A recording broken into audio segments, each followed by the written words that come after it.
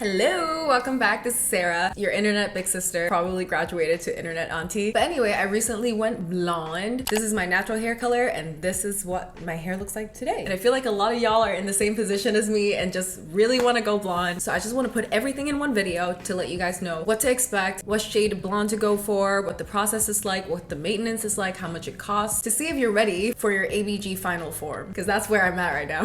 So like I said, this is my natural hair color. It's probably a level 1 or 2, and to get to this color it's probably at a level 7 or 8. So to go that far, it's a lot of damage. You can definitely use different products to make it better, and that's where I'll talk about the products I use in the maintenance portion. But there is going to be damage. There's no way to bleach your hair without damage. I really advise anybody who wants to go blonde to just go to a salon. I know it's expensive, it's annoying, you gotta sit there for a whole day, but it's gonna look so much better. Y'all know that I love to DIY. If I can do it myself, I would do it myself. I hate paying other people for something that I feel like I can do myself, which is why I tried to do all this by myself at first. I tried that highlighting cap that I saw on TikTok all the time. I tried bleaching my hair myself. This is what it ended up looking like. Yeah. Not cute. So I finally gave up and went to a salon and got it done. And I went to this salon called Roots and Tips in Toronto. The hairstylist I went to, her name is Tan. This is her Instagram. And I highly recommend them. We're not affiliated. They didn't sponsor me. I paid for all of my hair treatments myself. They got my hair to exactly what I wanted. I know it's not cheap to go to a salon to get something like that done. I think I paid around 500 Canadian dollars to do all of this. But in my opinion, it's really worth it. It's something that I wouldn't be able to do myself. This is what I asked for. I wanted the Rachel Green, the 90s Jessica Alba. I wanted a very neutral pale blonde that can pass as natural. I don't want it too yellow and orange so it looks brassy, but I also don't want it too ashy that it looks gray. I want it right in between, and I think that shade is called a beige blonde. And on top of that, I also asked for highlights, which is what you see right here. I really like how it adds dimension to my hair, because this is usually how I style my hair and it can look pretty flat if I don't have a little bit of something going on here. The whole process took about 8 hours. I'm very happy with it now. Most people pick their blonde shade based on their undertones.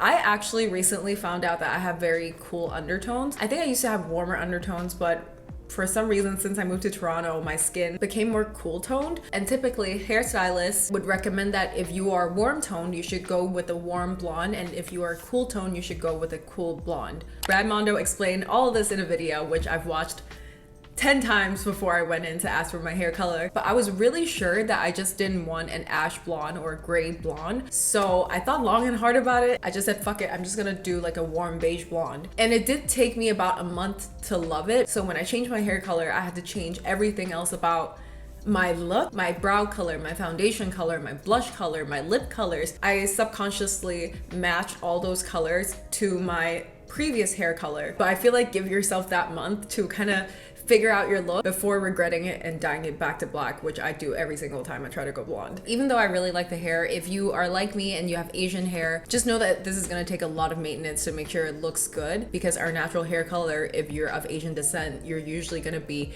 of a level 1 or 2. Going all the way to a 7 or 8 or even 9, that is a lot of damage, and that's gonna take a lot of maintenance. You have to maintain the tone of your blonde, you have to maintain the texture of your hair. You'll also have to go back for root touch-ups every 6 months, so it is a bit of a commitment. You also need to assess your natural hair. So if your hair is already permed or if your hair already has a lot of damage from heat, probably not the best idea. Now let's talk hair maintenance and all the hair products that I've been using. So with my hair care and my at-home maintenance, I have 2 goals, which is maintain my blonde, the tone of blonde so it doesn't get too brassy, as well as maintaining the health of my hair. Those are 2 things I'm trying to fix with my at-home maintenance. So I still wash my hair pretty often, like when I need to. I try to do it once every 2-3 days. I know some people go a week, but I just can't. Especially if you go to the gym, it's like I can't go to bed with like sweat in my scalp. In between, I love using this Living Proof Perfect Hair Day Advanced Clean Dry Shampoo. This is my favorite dry shampoo I've ever used. I usually don't really like spray on dry shampoos because a lot of them still contain some type of conditioning agent, and I have very naturally oily roots, so I need something that can actually control oil and odor and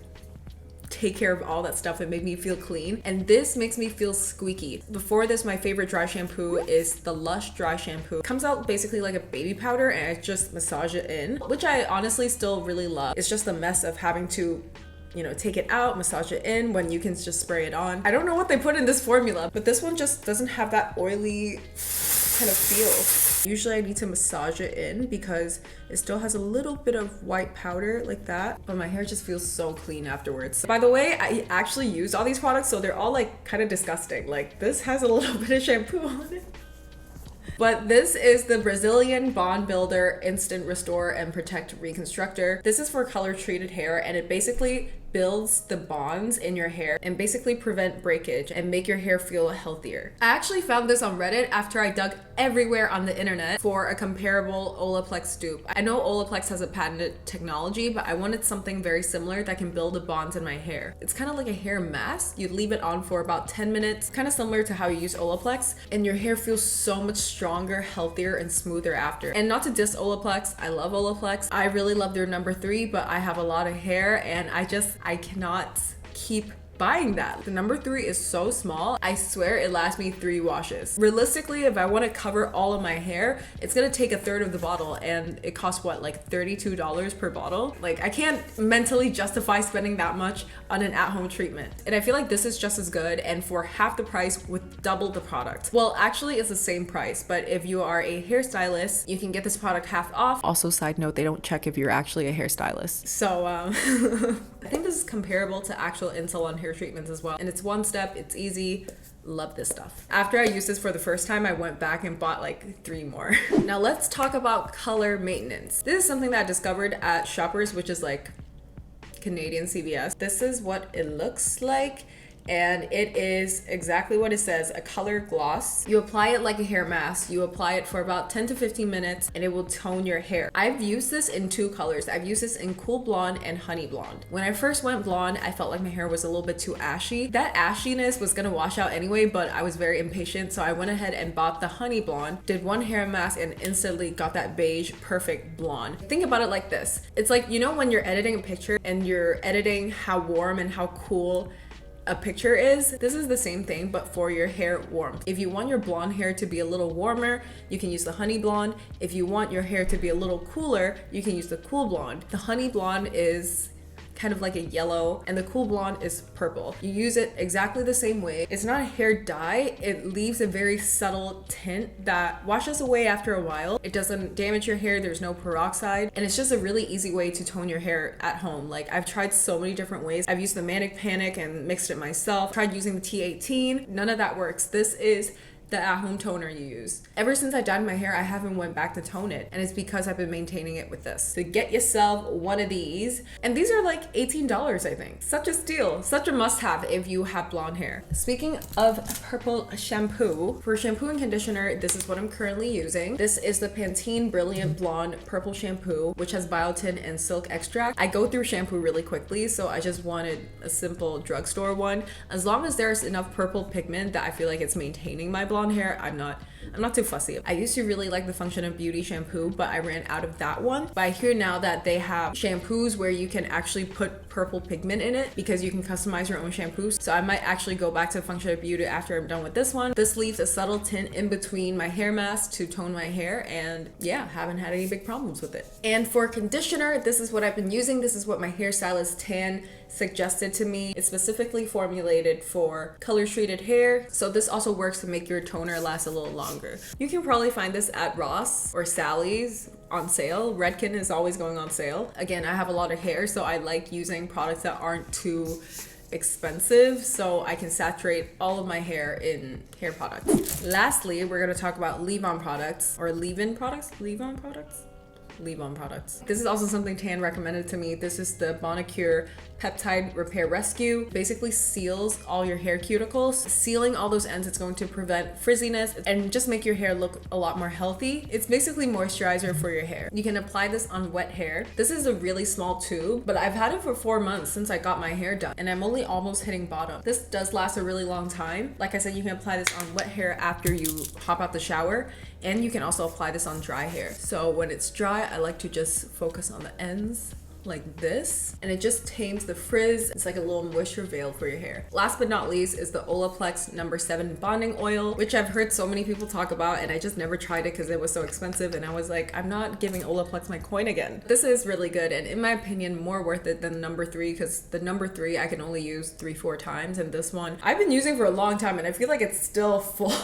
Like, it looks like it's still full. You only need a couple drops, and I use this just at the end, and it's the same technology as other Olaplex products. It seals your hair cuticles, it helps with building bonds in your hair, but it's in the form of a very lightweight oil. When it comes to hair oils, I'm very picky because I've tried so many and they usually just make my hair feel really heavy and oily and not really moisturized. It feels like a coat of oil sitting on top of very dry hair, but this actually makes my hair softer. I think it's especially beneficial for my ends because my ends are very damaged. I don't think you can really tell because I've been using the bonding oil. Those are all the products in my hair routine rotation, which I don't think is too complicated. I feel like some people use like 1,000 products, and I'm just very lazy, so I like to keep my hair routine somewhat minimal. Like, if I don't need it, I'm not going to use it. But I hope if you have blonde hair, or if you're getting ready to have blonde hair, that this helped you out a little bit. It is a bit of an investment, but if you can afford it, why not? You're only young once, and I've never seen a single person who